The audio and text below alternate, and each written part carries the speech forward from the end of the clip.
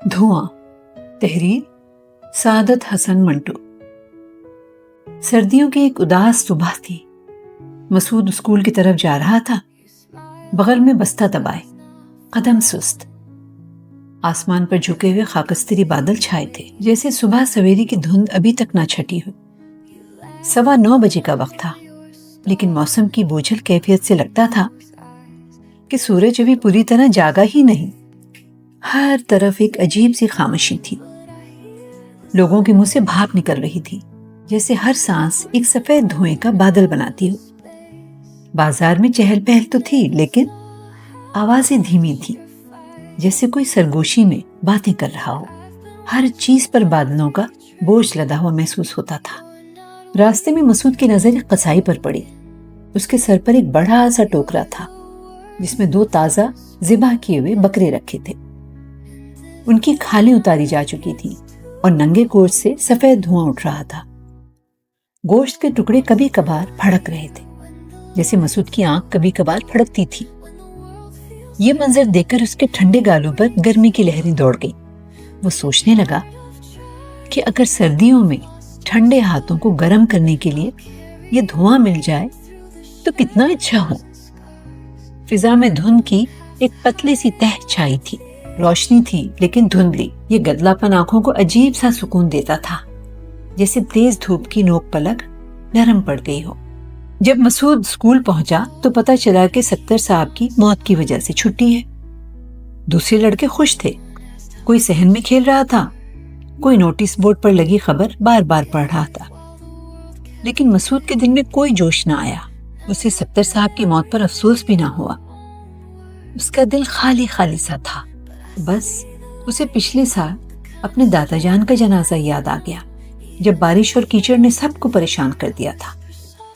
وہ خود بھی قبرستان میں کیچڑ میں پھسلا تھا، گرتے گرتے بچا تھا۔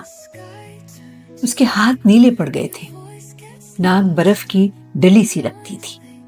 یہ سب باتیں اس کے ذہن میں گھوم گئی۔ اس نے سوچا کہ ستری صاحب کا جنازہ بھی بارش میں نکلے گا اور کیچڑ میں کئی لوگ پھسلیں گے۔ مسعود سیدھا اپنے کمرے کی طرف چلا گیا۔ اس نے ڈیسک کا تالا کھولا، چند کتابیں رکھی اور بستہ اٹھا کر گھر لوٹ پڑا۔ راستے میں اس نے پھر وہی بکرے دیکھے۔ ایک کو قصائی نے لٹکا دیا تھا، دوسرا تختے پر پڑا تھا۔ گوشت سے اب بھی دھواں اٹھ رہا تھا اور وہ ہلکا ہلکا پھڑک رہا تھا۔ مسعود کے دل میں خواہش جاگی کہ وہ اسے چھو کر دیکھے۔ اس نے آہستہ سے انگلی سے گوشت کو چھوا۔ وہ گرم تھا اور اس کی گرمی نے اس کی ٹھنڈی انگلیوں کو عجیب سا سکون دیا۔ قصائی چھریاں تیز کرنے میں مصروف تھا تو مسعود نے ایک بار پھر گوشت کو چھوا اور آگے بڑھ گیا۔ گھر پہنچ کر اس نے ماں کو ستر صاحب کی موت کی خبر دی۔ ماں نے بتایا کہ اس کے ابا جنازے کے ساتھ گئے ہیں۔ گھر میں بس ماں اور بڑی بہن کلثوم تھی۔ ماں باورچی خانے میں سالن پکا رہی تھی اور کلثوم کانگڑی کے پاس بیٹھی درباری کی سرگم یاد کر رہی تھی۔ محلے کے دوسرے لڑکے گورنمنٹ اسکول میں پڑھتے تھے، ان پر ستر صاحب کی موت کا کوئی اثر نہ تھا۔ مسعود کو خود ایک بیکار لگا۔ اسکول کا کوئی کام نہ تھا اور چھٹی جماعت کی پڑھائی وہ اپنے ابا سے گھر پر سیکھ چکا تھا۔ کھیلنے کے لیے بھی کچھ خاص نہ تھا۔ ایک میلا کچیلا تاش طاق پر پڑا تھا، لیکن اسے کوئی دلچسپی نہ تھی۔ لڈو اور اس جیسے کھیل جو کلثوم اپنی سہیلیوں کے ساتھ کھیلتی تھی، اس کی سمجھ سے باہر تھے۔ بستہ رکھ کر مسعود باورچی خانے میں ماں کے پاس بیٹھ گیا۔ کلثوم کی سرگم کی آواز گونج رہی تھی۔ ماں پالک کاٹ رہی تھی۔ جب اس نے پالک کو ہنڈیا میں ڈالا اور اسے آنچ پر چڑھایا تو سفید دھواں اٹھنے لگا۔ یہ دھواں دیکھ کر مسعود کو قصائی کی دکان والا گوشت یاد آ گیا۔ اس نے ماں سے کہا، امی جان، آج میں نے قصائی کی دکان پر 2 بکرے دیکھے۔ ان کی کھال اتاری ہوئی تھی اور ان سے دھواں نکل رہا تھا، بالکل ویسا جیسے صبح میرے منہ سے بھاپ نکلتی ہے۔ اچھا؟ ماں نے لکڑیوں کے کوئلے جھاڑتے ہوئے کہا۔ ہاں، اور جب میں نے گوشت کو چھوا تو وہ گرم تھا، مسعود نے کہا۔ اچھا، ماں نے برتن اٹھایا اور باورچی خانے سے باہر چلی گئی۔ اور وہ گوشت کئی جگہ پھڑک رہا تھا، مسعود نے کلثوم کی طرف دیکھتے ہوئے کہا۔ کلثوم نے سرگم روک دی۔ کیسے پھڑک رہا تھا؟ یوں یوں۔ مسعود نے انگلیوں سے پھڑکن دکھائی۔ پھر کیا ہوا؟ کلثوم نے پوچھا۔ یہ سوال سن کر مسعود پل بھر کے لیے خالی ہو گیا۔ پھر کیا ہونا تھا؟ میں نے تو بس بتایا کہ گوشت پھڑک رہا تھا۔ اچھا مسعود، میرا ایک کام کر دو، کلثوم نے کہا۔ کیا؟ آؤ میرے ساتھ آؤ۔ پہلے کام بتاؤ، کیا کام ہے؟ بس آؤ نا۔ نہیں، پہلے بتاؤ۔ دیکھو، میری کمر میں بڑا درد ہے، میں پلنگ پر لیٹتی ہوں، تم پاؤں سے دبا دینا، اللہ کی قسم بہت درد ہے، کلثوم نے کمر پر ہاتھ مارتے ہوئے کہا۔ مسعود جھنجھلا کر اٹھا۔ یہ آپ کی کمر کو ہر وقت کیا ہو جاتا ہے؟ جب دیکھو درد، اور دباتی بھی مجھ سے ہی ہیں، سہیلیوں سے کیوں نہیں کہتی؟ چلو بس 10 منٹ دبا دینا، مسعود نے کہا اور کلثوم کے ساتھ کمرے کی طرف چلا گیا۔ صحن میں کلثوم نے کمر سیدھی کی اور آسمان کی طرف دیکھا۔ مسعود، آج بارش ہوگی۔ مسعود اندر چارپائی پر لیٹ گیا تھا۔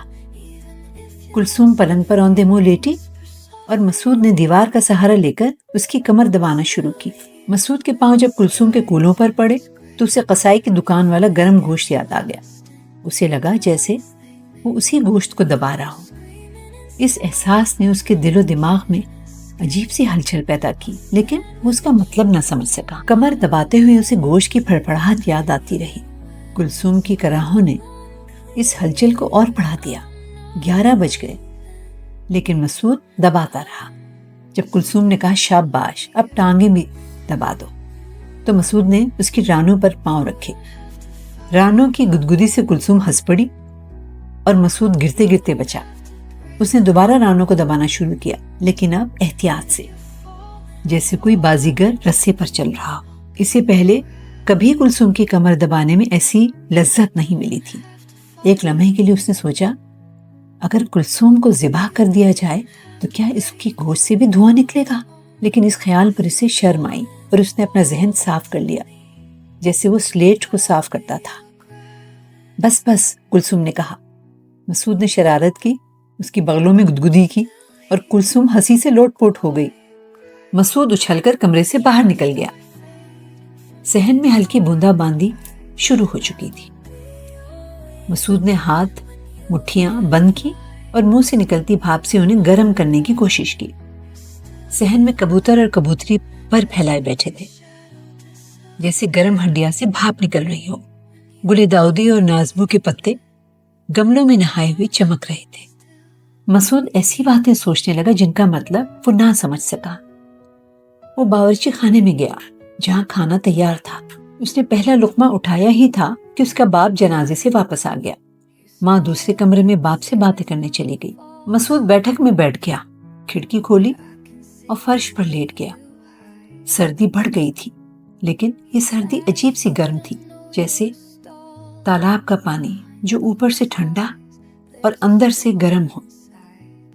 اس کے جسم میں ایک عجیب سی ہلچل تھی، جیسے کوئی چیز اٹک گئی ہو۔